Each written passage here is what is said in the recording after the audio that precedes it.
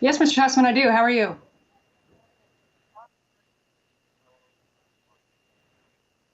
Thank you. I appreciate that. It's great to hear from you.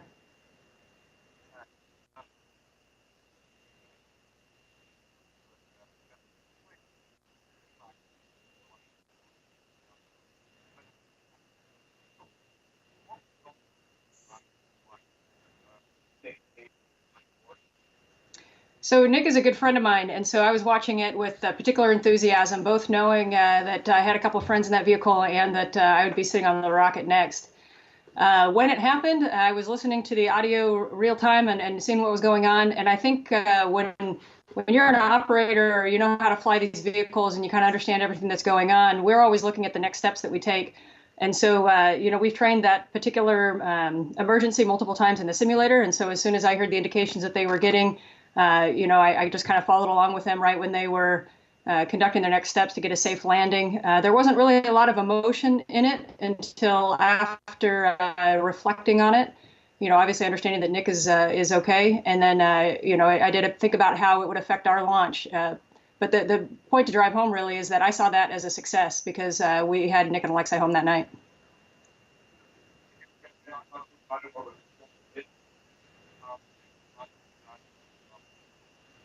Absolutely. Nick and I sat down, and our whole crew actually sat down with Nick and got his impressions. What did he see her first? What did he feel first? What would he have done differently? Because we knew we'd be on it next. And so it was a good opportunity to sit down.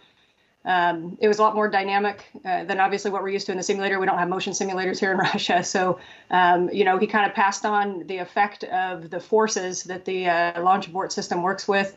And I think he helped us get ready, and we adjusted a few things for our launch, but we're ready to go.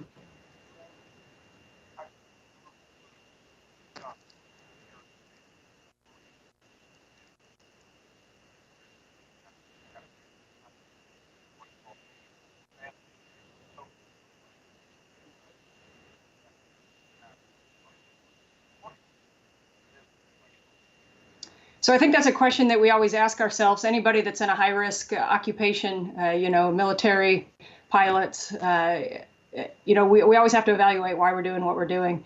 And I believe that without risk, there's no reward. And what I hope that my family and other people take away from our launch um, is what it takes to achieve something great.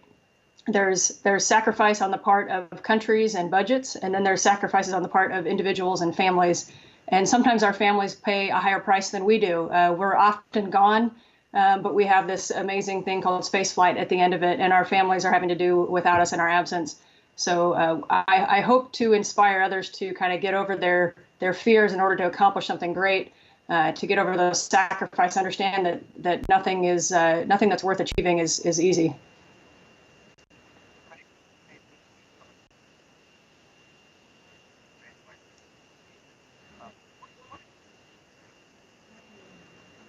So the Soyuz rocket has an amazing track record, like you said at the beginning. A launch has not been aborted since 1983, and that was a pad abort where the whole rocket kind of erupted in flames, and the crew successfully landed and went on to fly again.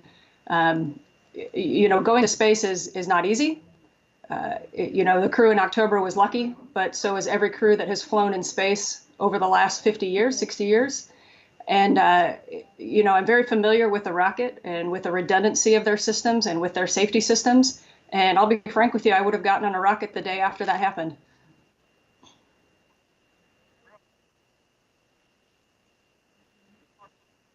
Mhm. Yes.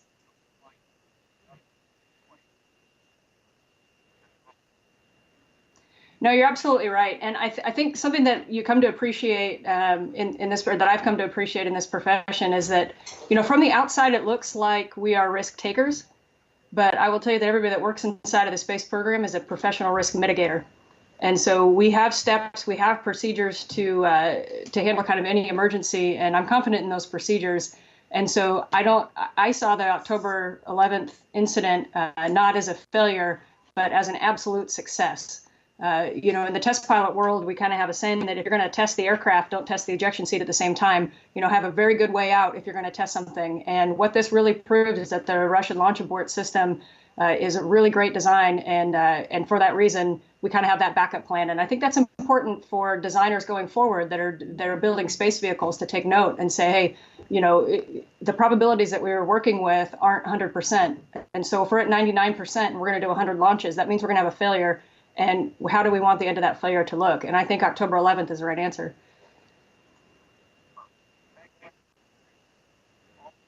Thank you for your time.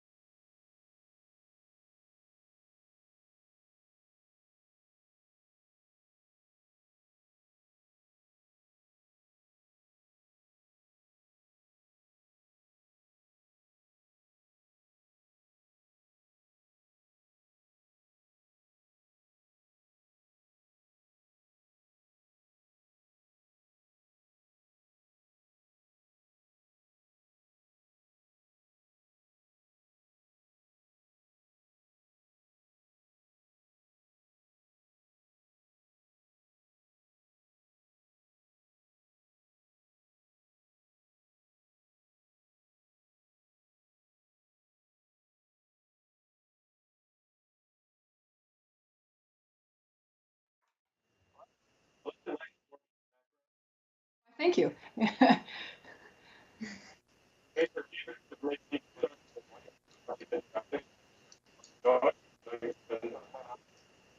Yes, I have, and I'm glad that you could make it. Yes, yes, likewise.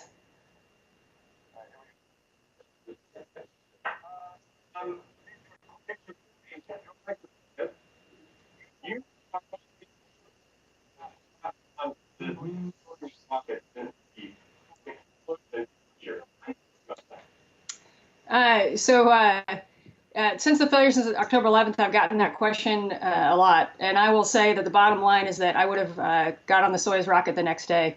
I know that a lot of people see that as a failure, and it's often called that. But inside this community where we mitigate risk professionally every single day, that was a success story.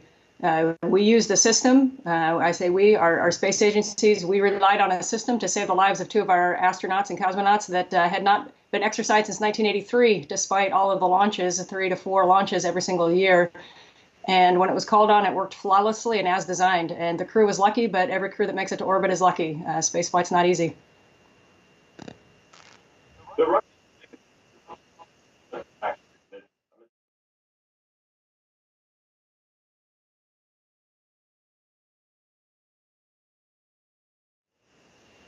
I do have confidence. I would not be sitting here if I didn't have confidence in this rocket and the systems.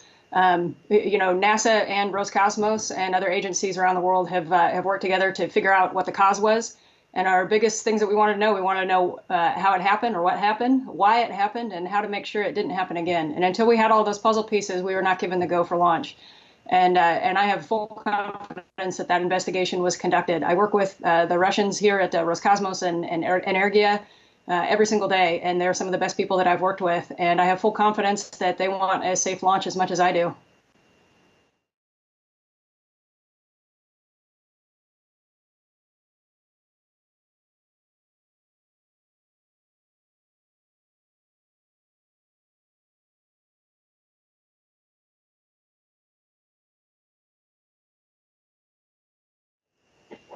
I think all of the above. This is not an experience that you can really have an analog for and train perfectly on the ground. And so, feeling the thrust of the rocket is going to be something that I really am looking forward to. I think, all our lives when we're, especially no matter who you are, when you're accomplishing something that is so major, whether it's becoming a professional athlete or a congressman or, whatever our dreams are, we always see all these barriers to achieving those dreams. And I was speaking with an astronaut recently who said, when he launched and went to space, he realized that was the first day of his whole life that instead of seeing barriers, he saw the accomplishment. He realized nothing was going to stand in his way. So I'm looking forward to riding the rocket. I'm looking forward to, getting to space and looking back at our Earth out the cupola window and kind of having that perspective. I think all of it is going to be a completely new experience that I can't quite predict.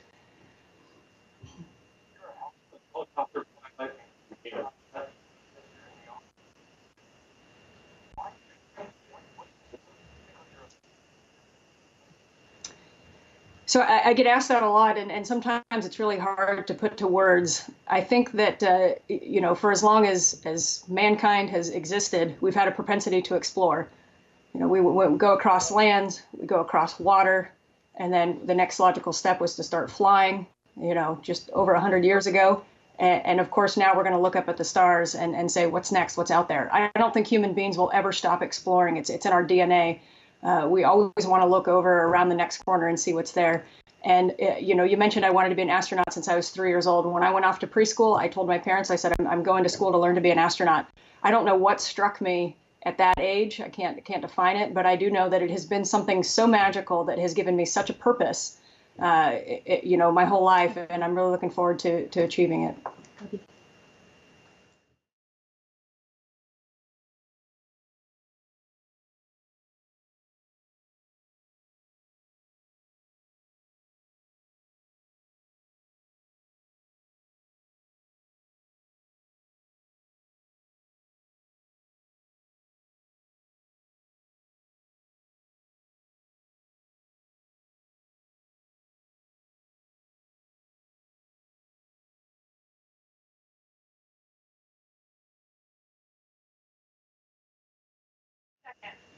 Great.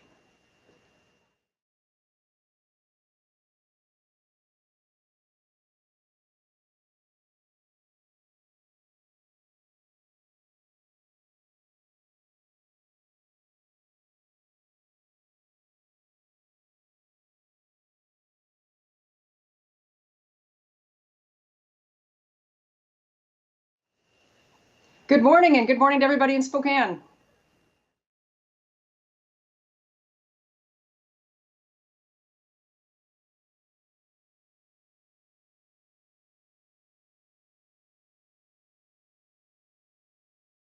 That's right. On December 3rd, we'll be launching. It's going to be nice and early Spokane time, 3:30 a.m., but I hope that everybody will get up and watch it on NASA TV. We'll be launching that morning, and just 6 hours later, we'll dock with the International Space Station, which will be our home for the next 6 months.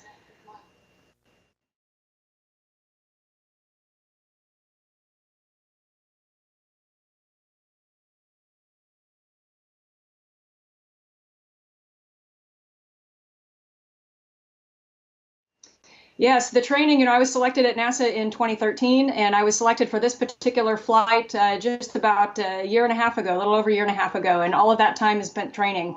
One of the things with the International Space Station that's important now is that we don't have enough people that everybody can specialize, so everybody needs to be a jack of all trades. And so everybody that goes, myself included, is trained for spacewalks, station maintenance, working with science payloads, robotic operations. We learn the Russian language so we can work with our crewmates. And then over here, I'm currently in Russia, Star City, Russia, doing some of our last training for the Soyuz vehicle, which is the Russian launch vehicle that we use to get to the International Space Station. And so all of that training has kind of been, it's been a whirlwind of 5 years, but we're ready to go.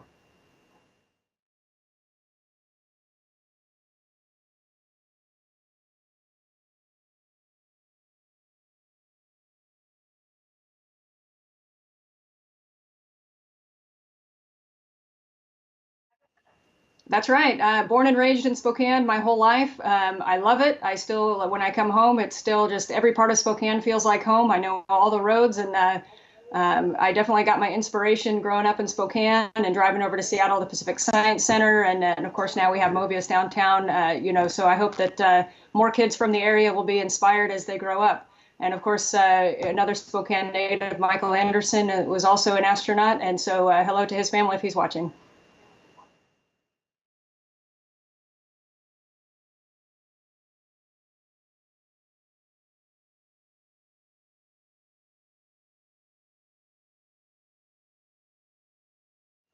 I appreciate that. Thank you. And I would like to give a shout out to all the veterans in the Spokane area on Veterans Day coming up here on Sunday, and to everybody that makes personal sacrifices for the greater good. So happy Veterans Day to everybody.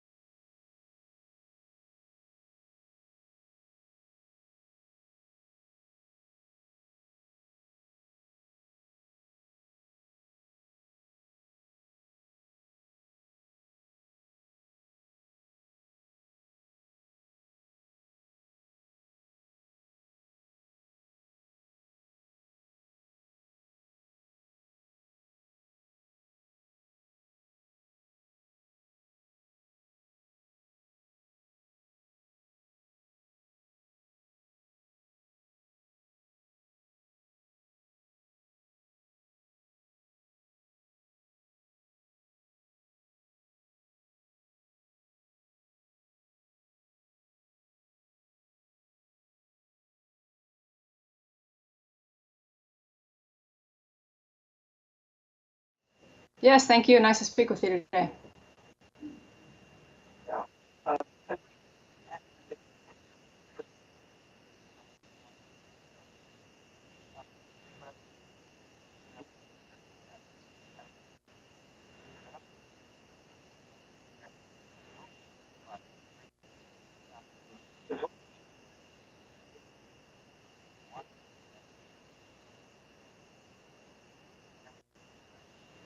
Sure, and yes, and it's a great question because I think a lot of people expected a very long delay, and of course the delay got shortened.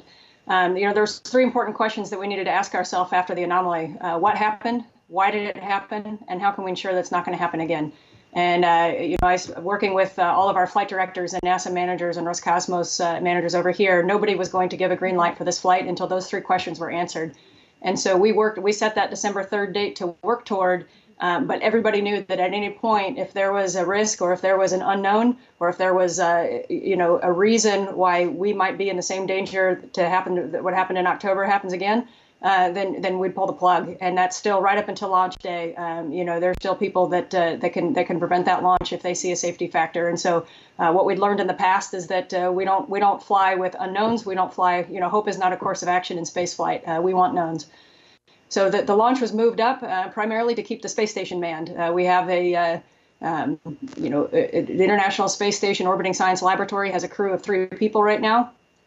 Based on the life of their return vehicle, they need to get back by the end of December. And so it was important to have a handover time so that when we got up there, somebody was there to show us the ropes.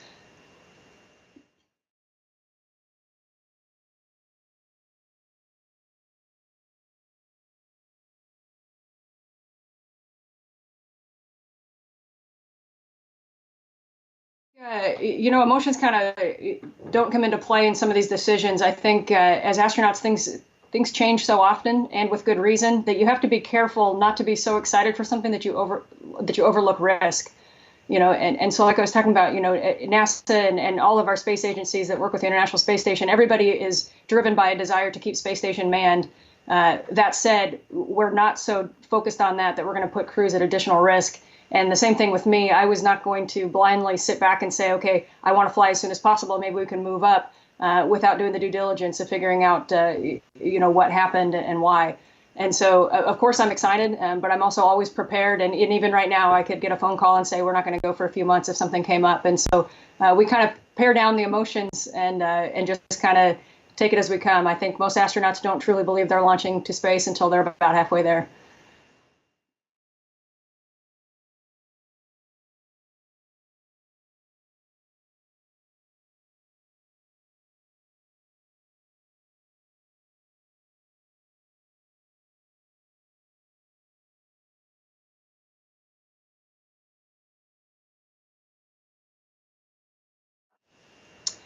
So I would not call it necessarily a surprise. I would say it's a predictable incident. When engineers design hardware, they always have a probability of failure. And when you combine all those probabilities of failure, sometimes the holes in the Swiss cheese line up, and we're cognizant of that. That's exactly why we have a launch abort system on the vehicle. And so, the mood over here in Russia and really close to the designers and engineers and trainers that have worked with this vehicle for a long time is really one of satisfaction. And obviously we never want that anomaly to happen again, but we're also very realistic that sometimes things fail.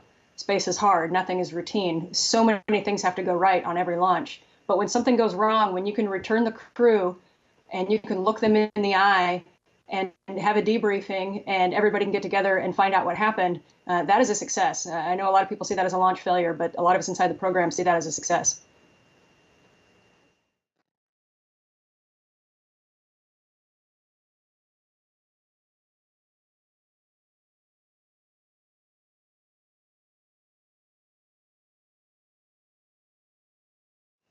Absolutely. And, one of the important things when we're accomplishing something as major as launching rockets to space is that we don't use the success as the indicator that everything is okay. You can have things go wrong and still have an overall successful launch. And so it's important to note that with those 3 launches, not only were they successful, it's 2 so far, but we've also, they're taking a very hard look at every single component and making sure that there's no more indicators of failure. And so far, everybody's been confident that we're back on track.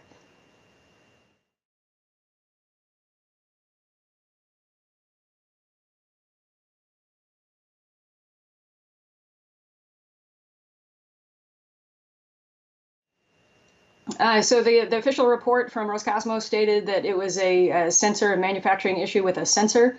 And so they've taken a look at that part. They've done an inspection on our rocket and everyone that's built after it. They've looked at their processes. And so, we're confident that that particular issue won't happen again. But the important thing that we learned from all incidents in spaceflight in the past is that you can't just look at that one part because there's a billion other parts on that rocket. And so you have to make sure that what caused that particular part to fail isn't being repeated on other parts. And they've absolutely done that.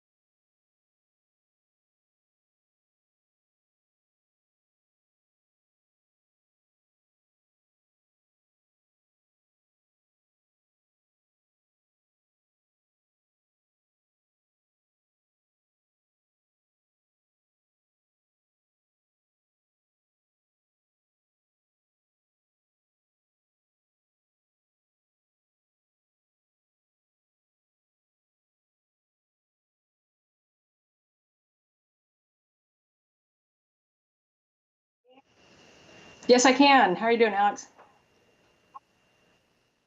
Good.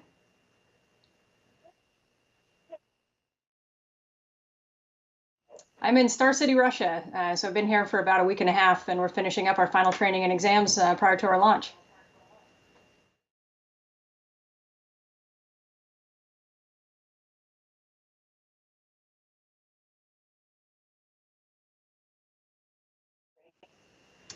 Whirlwind is a great way to describe it, actually. You know, the one thing that you learn quickly in the spaceflight business is that everything is dependent on everything else. And so one hiccup in the system, even especially a major hiccup like in October, causes a lot of ripple-on effects.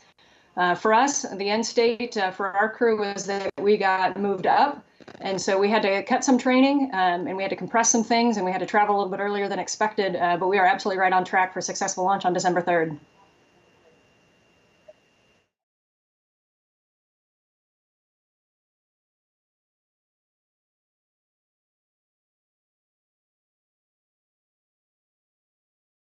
Oh, absolutely. You know, the a training flow for one of these space station flights lasts anywhere from a year and a half to 2 years.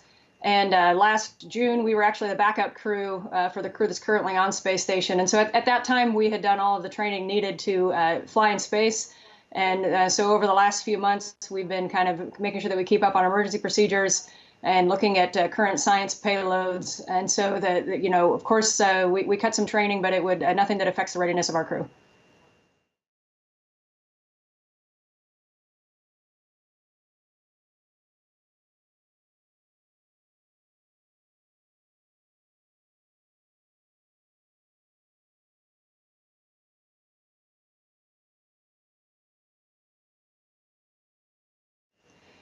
So that's a great question. Those are to replace some of our outboard batteries on space station with some updated batteries. You know, they made the decision to leave those batteries kind of stowed on a pallet outside of the space station for future crew to do. They're not super time compressed. We'd like to get those installed as quickly as we can, but there's not necessarily an engineering requirement that compresses those to a certain time period. We are looking at perhaps maybe doing some EVAs, spacewalks during the short handover period in December. But we're also trading that off with some of the science requirements. And so our crew is absolutely ready to do that. In fact, my crewmate, David St. Jacques, and I, we were able to train those procedures on the ground before we left, just in case we did those. And if they don't get done in December, then we have, you know, sometime over the next year, we'll do those. But we are ready to execute.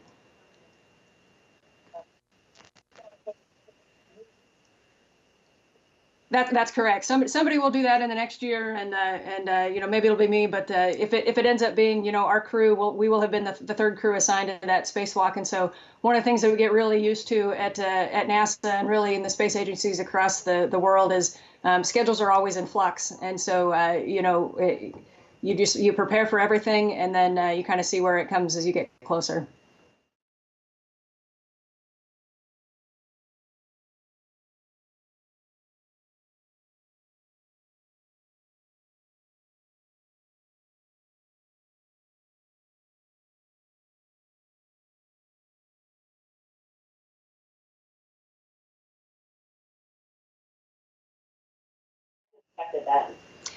You know, I think I have my family pretty well trained by this time. You know, for the last 15 years, I've flown helicopters in the Army and was a test pilot, and so they're kind of used to me walking out the door to do things that are not really comfortable with. But I think they understand. We've talked a lot about flying on the vehicle, like you said, the Russian space vehicle in particular. I try to talk to them a lot about the risk mitigation that we do, about the technical side of the rocket. I think sometimes when we're on the inside, we have so much information about the systems and our procedures and what to do in the case of every failure that it's actually easier for us because we really understand, you know, risk mitigation, system redundancy, and we gain a lot of confidence. And so what I try to do with my family is kind of explain to them why my comfort level is where it is. Now, of course, on the day, again, we'll probably be a lot calmer than our families were. I think our families have the hardest job emotionally during these launches.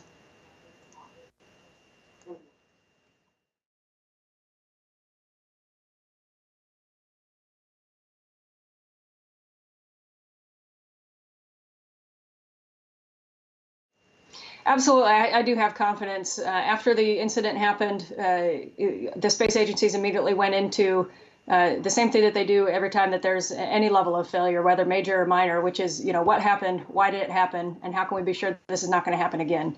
And nobody was going to give a green light for this launch until those three questions were answered. And if any point up until our launch, there's any doubt about any one of those three questions, then that information will be raised, and we can stop the launch at any point. And so we are not so driven by the end state that we're going to overlook risk. And every day there's a lot of teams all over the world continuing to look at the data, continuing to evaluate our rocket and the systems, not only on the part that failed, but on the whole rocket and the whole vehicle.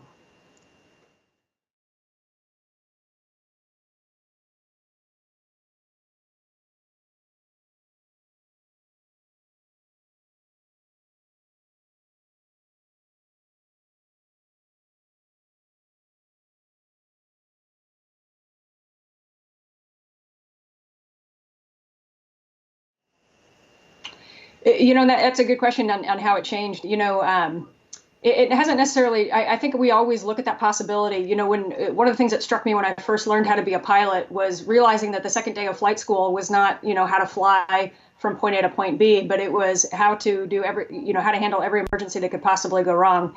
When you're training, you're rarely doing a normal day, and so we do these failures so often in the simulators here that I've actually talked to astronauts and cosmonauts who say, it was so quiet on launch day. I was so used to alarms and emergencies in the simulator that it was so quiet. And now, obviously, having that happen for real does change the perspective a little bit. But I'll tell you what it really does is give me confidence in this rocket. I don't see October 11th as a failure. I see it as absolutely a success, because we were talking to our friends Nick and Alexei that night and getting their feedback, and that's a good day.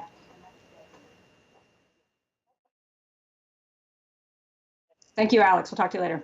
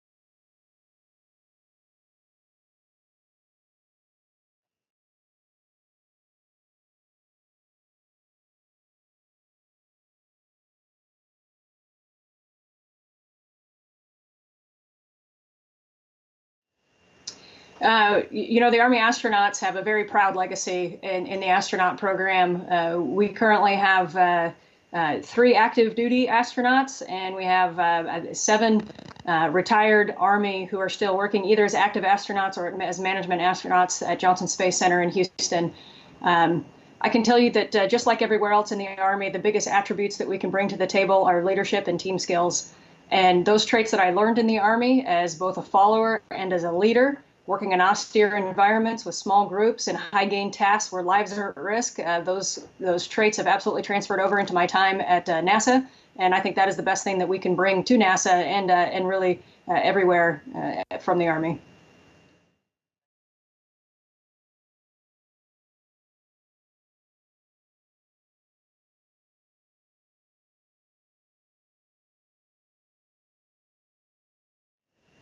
Well, the mission of the Army always intrigued me from a young age. I'm somebody that's very hands-on. I kind of enjoy, running around, getting dirty in the woods, and I also knew that I wanted to do engineering, and I've had a goal, like you said, of space flight since I was very young.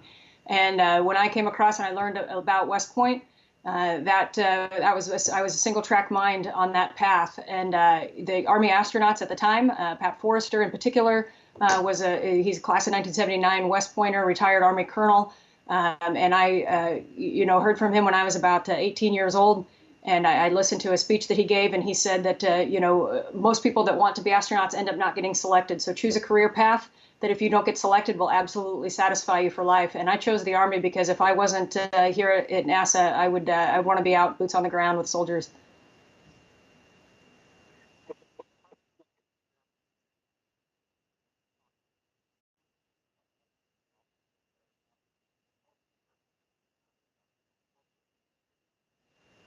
In the Army, obviously, we talk a lot about leadership and team skills because it is absolutely the force multiplier that makes us successful. Uh, what I learned in the Army, not just academically, but what I learned to apply was that my best role on the team was enabling the success of everyone around me. When I was a commander, I had over 60 pilots in my troop, and I learned that my job was not to lead the way all the time and show them where to go. It was sometimes to step back, see what they thought of, how they saw best to do the mission, and then break down the barriers that they had to success and try to enable their success. And I really honed those skills through the Army, and I hope to be able to continue to transition that to where my presence on a team can enable others and enable the group to achieve even more.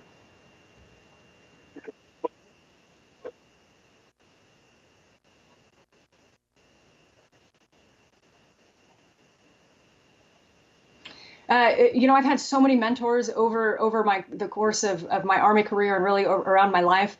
At every step of the way, I've had a different mentor or leader that I look back and I'm so thankful that they stepped in at certain times. But the biggest thing that all of them had in common was that they believed in me. And I remember early on, Colonel Kip Nygren at West Point, when I walked in as a 19-year-old plebe at West Point freshman, and I said I want to major in aerospace engineering. I remember him just having all the confidence in the world that I could do it. And him having confidence in me gave me confidence. And that situation was repeated so many times over my Army career, from flight school to test pilot school to when I was a company commander. Leaders in the Army, when they look at their soldiers and they say, I'm confident that you can do this. Now, how can I help? There is just no limit to what you can accomplish.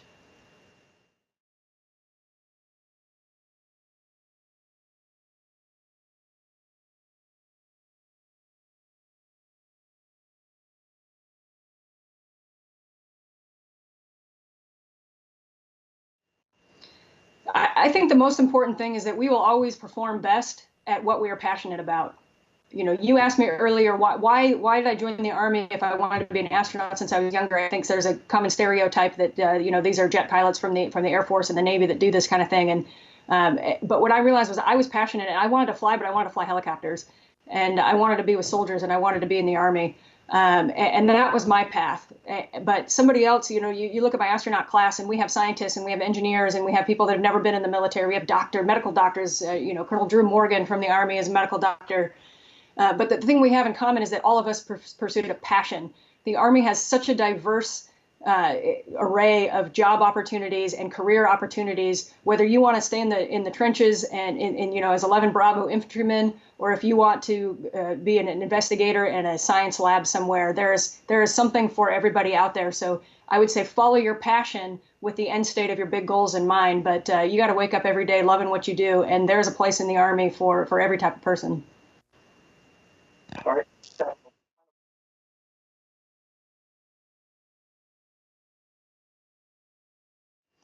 So I tell you what, that's maybe one of the perks about getting moved up in our schedule is that I will be able to watch the Army-Navy game en route from the International Space Station. I'll say stay tuned because we might have a little bit of a special event planned for that. And as we close, I do want to shout out to all of our veterans for Happy Veterans Day here on November 11th. All right. Thank you. Thank you.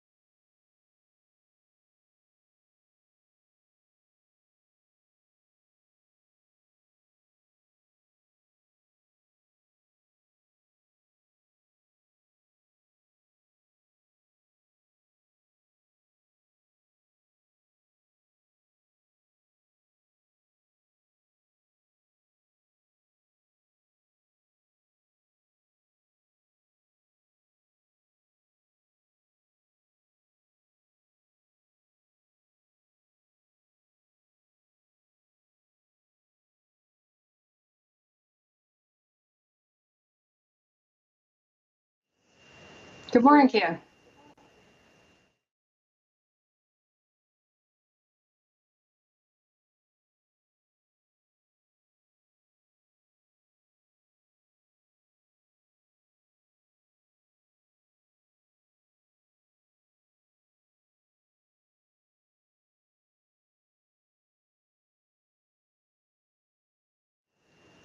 I do see the incident that happened on October 11th with our launch abort as not as a failure, but as a success. Because those systems, that launch abort system was built a long time ago. It had not been exercised since 1983. And when it was needed, it performed flawlessly, exactly as designed. And so those of us from inside the program, we understand the risk of spaceflight. We are professional risk mitigators every single day. But we also understand that probabilities are never 100% when you're in a business like this. And when you can have a failure of that magnitude and be talking to the crew about it that night, then that's a successful day. And so it actually bolsters my confidence in the rocket and in the processes that we have.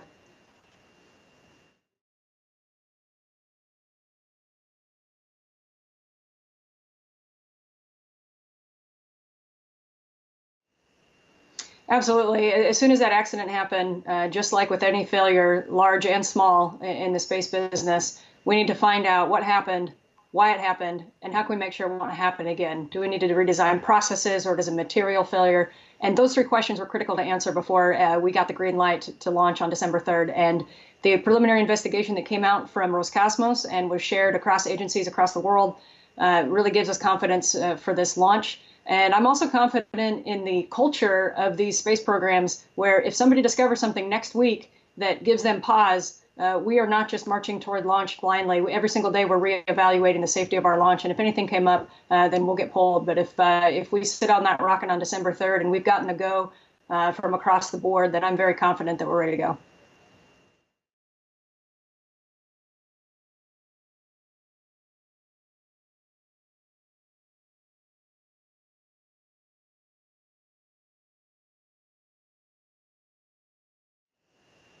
I think it is important, to have our own assets in the U.S. It certainly highlights for all of the international partners involved in the space station, how reliant we are on a single vehicle. And, in the space business, we're never one fault tolerant. We are always multiple faults tolerant, which means if something fails, that it doesn't prevent the mission. And, everybody is well aware that we rely on the Soyuz. It is the workhorse of the space program right now and has been for a long time. And we're confident in the vehicle and getting back to it. But absolutely, we need that redundancy to get our astronauts up to the space station.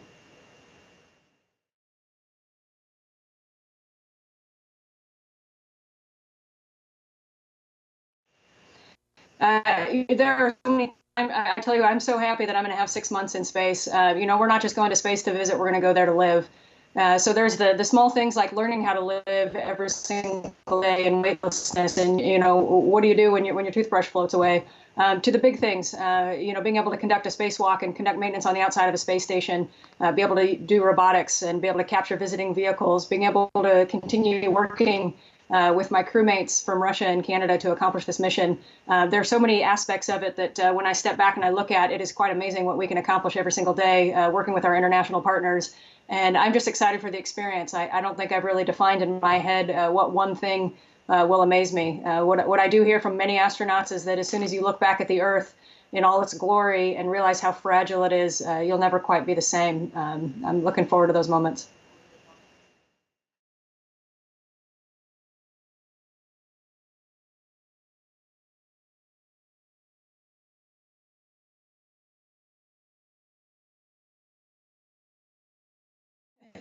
It's a funny question about the food. I think I went through a phase about a month ago, maybe a few weeks ago, about cramming in the food. And after about 4 or 5 days of eating all my favorite foods, I thought, okay, I can't keep doing this for a month. I need to pare it back. So you try to cram it in, but at some point you just realize you're going to stay connected. You're going to miss certain things. But what I've learned moving all over the world and being in different isolated environments is that whenever you sacrifice something, it opens up your mind to learn something new. And so I'm looking forward to seeing maybe what foods I crave on the space station. But missing families is really big. that the gap is somewhat filled in by how close our crew is. We're very much like family at this point, but missing our families is something you just can't replace.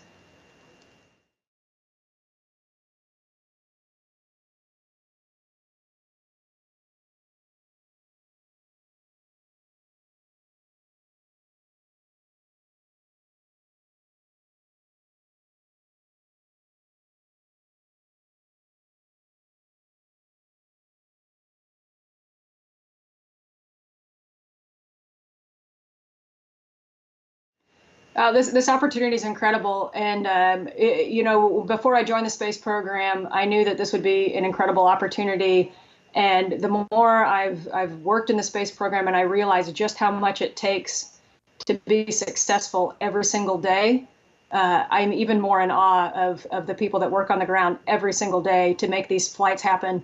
Even when we're not having a spectacular launch, we are flying a space station that is the size of a football field with nearly 3,400 square feet of living space inside, and we're operating a national laboratory worth over $10 billion every single day with over 230 experiments going on every single day. And there are teams all over the world, hundreds of people every day that keep that running. And so, yes, we were reminded a month ago of what can happen in a very large catastrophic way. But every single day, you have people who are making sacrifices with their kids and their families, and they're coming in and they're putting their best foot forward, and they are preventing near misses. They are seeing something that could go wrong in a few days, and they're preventing it. And that situation is repeated every day and across the world just to make one day happen. So I certainly don't take a minute of it for granted, and I'm really excited to be part of this.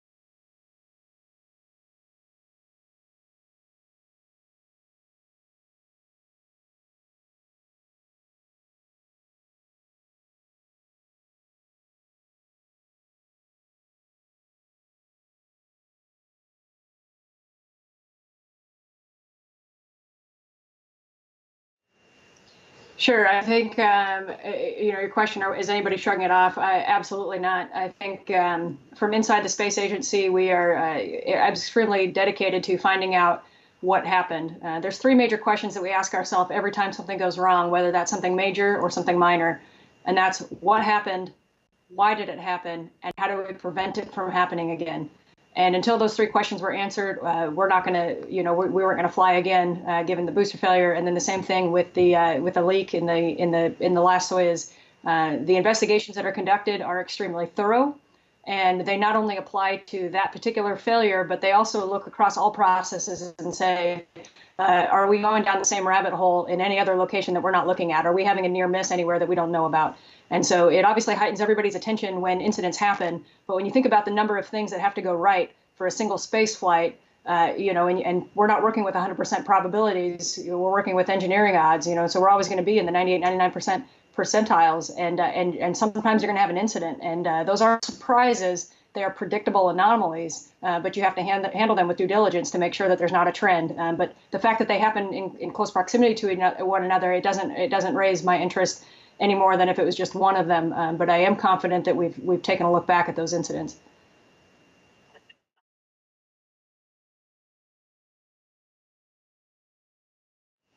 That's my opinion. We have a lot of things across the space program. We work with a lot of moving parts. And we have incidents big and small that never kind of raise up to national attention at all times. We're constantly risk mitigating. We're constantly solving problems and moving schedules. And these two incidents occurring, they're I don't believe they're related, and I don't believe that we're overlooking anything. That there's a trend that's going to continue. I've got all the confidence going forward.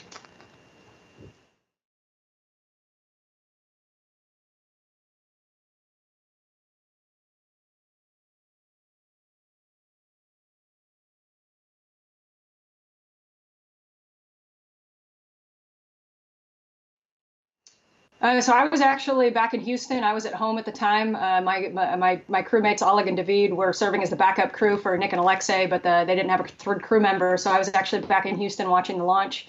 I was listening to the radio loops. I understood what happened, kind of when it happened, and I followed along with the crew.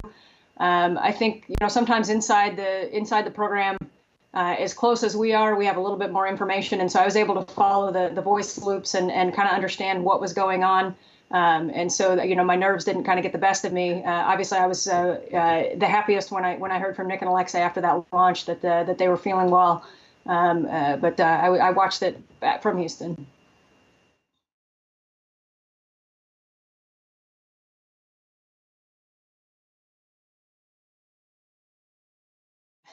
Well, when I gave Nick a hug goodbye, right before his launch, we kind of said, hey, the next time we hug, it'll be on space station. And so when I saw him again, I gave him a hug and I said, hey, we're not supposed to have gravity right now. But I was happy to see him, and I was even, it was more of a privilege to sit down with him and just kind of get the debrief from his perspective on things that happened, and both so we can look at our procedures going forward and just kind of to get the inside scoop.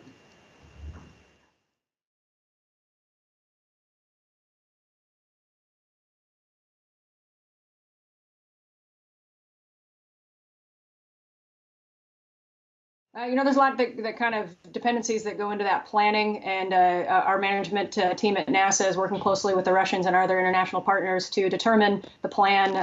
We never just look at the next launch, the next launch in the spring, but we've got to look at how does this affect things over the next couple of years? How does it relate to our commercial crew programs, getting ready to launch crews, other international partners that have seats on flights, and so all of that is being determined right now by our management, but I don't have the insight into that personally.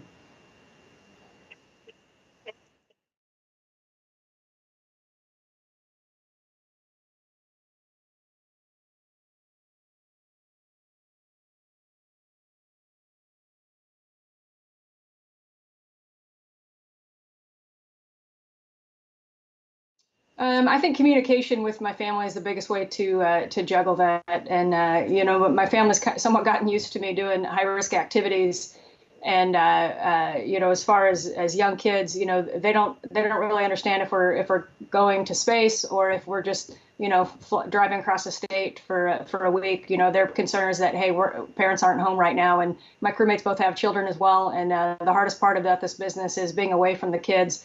But what I hope to teach him, and what I hope to teach all kids that are kind of looking at this, is that to achieve anything, it takes a lot of sacrifice, and the launch day is the result of that sacrifice. That's something to be gained, but we didn't get there unless we had a lot of early mornings at 5:30 in the morning on Tuesdays, for the last few years, just getting the work done, and so I really hope that what they take away from it, what the kids take away from it, is the amount of work that goes into achieving a dream, and that it is worth it.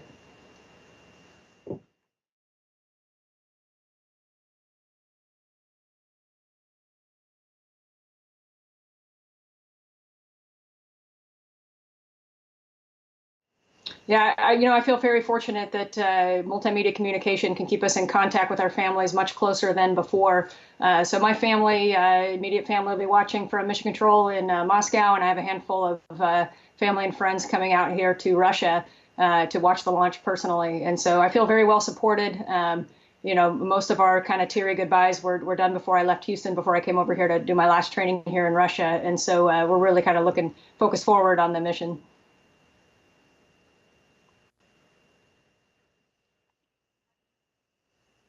Thank you.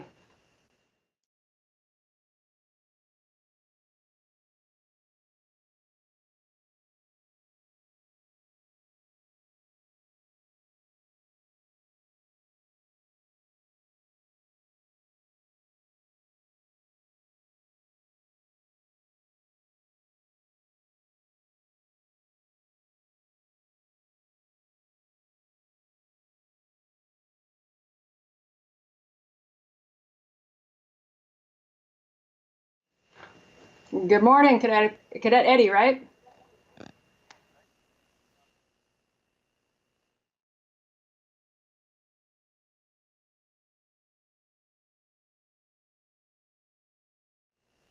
I'm doing great. It's really great to talk to you. I'm really excited to be able to talk to folks at West Point.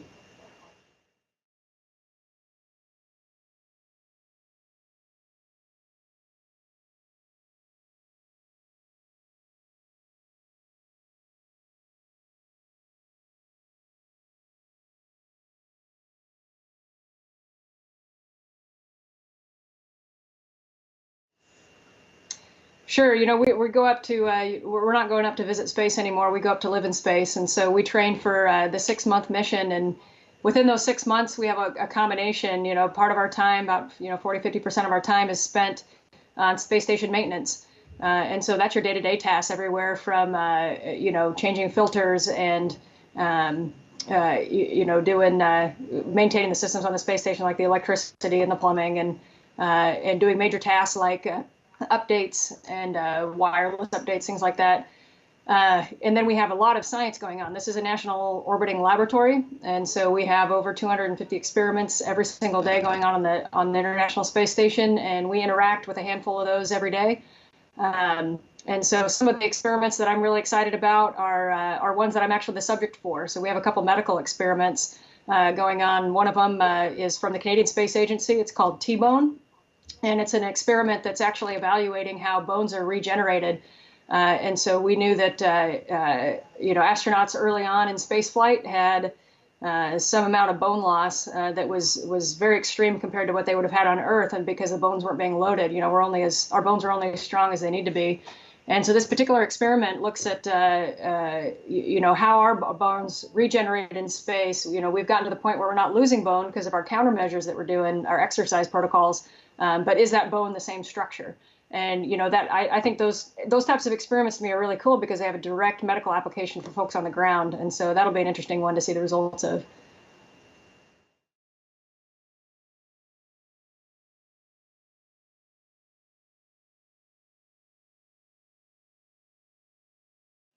That is correct.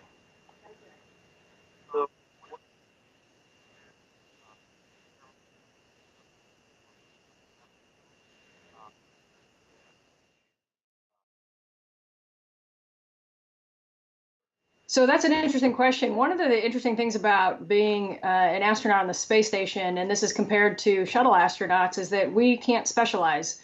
We don't have the crew members, the quantity of crew members on the space station to specialize.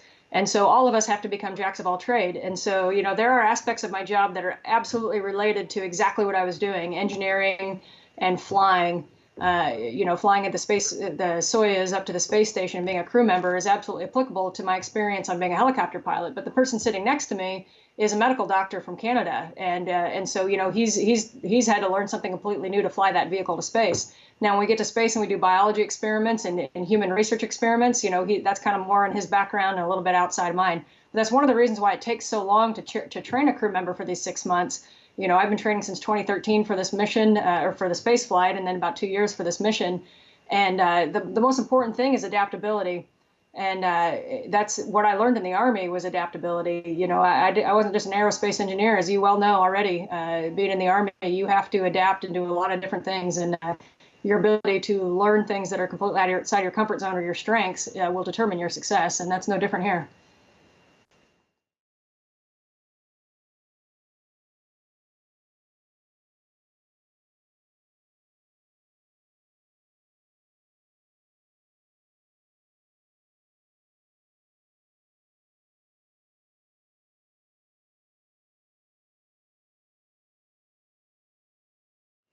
So first of all, West Point is absolutely a great place to start for our career. You know, there's a lot of West Pointers in our office at NASA, and we have a lot of pride in, you know, of course, beating Navy, but also in having gone to West Point. And we have a lot of the same shared experiences. And one of the things that we talk about is the breadth of experience that you get at West Point. If you look at, you know, academic, military, physical, you know, just that's not the normal college experience for folks. And it really, you know, without you really noticing it, every single day you're learning to adapt to things that aren't your strength. Every single cadet that wakes up at West Point and goes through a day there is going to encounter something that is a strength of theirs, and they're going to encounter something that's a weakness. And you're going to have to overcome every single one of those in order to be successful.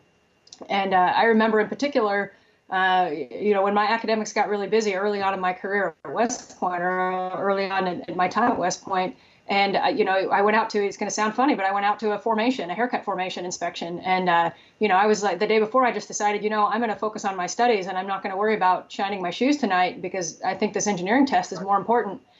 And I remember my leader, my squad leader, saying, Cadet McClain, you don't get to choose either or. It's going to be both, or you're not going to be successful.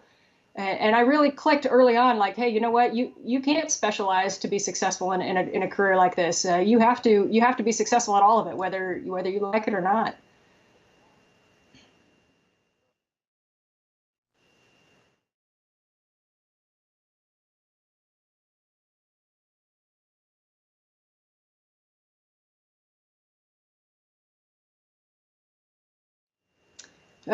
You know, what am I looking forward to the most? One of them is launch day. You know, as wanting to be an astronaut ever since I was a kid, I've seen so many launches on TV and on the internet and everything else, and to actually be able to feel what that feels like, I can't wait. The other thing I'm most looking forward to is doing a spacewalk. Working inside that suit. It's not a suit that you put on, it's a system that you get in. It's the most like flying a helicopter of anything I've done here. It's a complicated system. It's a high gain mission, and it's a high risk mission, working with your partner and a large team on the ground. And there's just not going to be an experience like it. And I'm really looking forward to that.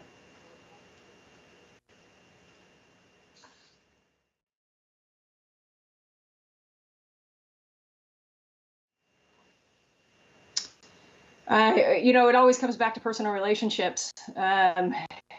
You know, the people that are close to you are really what make anything worth it that you do. You know, my advice to you would be to pay attention to the people around you and always find time with them. You know, we have the urgent and the important, and everything's urgent in our jobs, but don't ever forget the important, and that's the people that you come home to. And so, you know, I'm going to miss most of my friends and family that have helped to get me here, but I can't wait to come back and share the experience with them.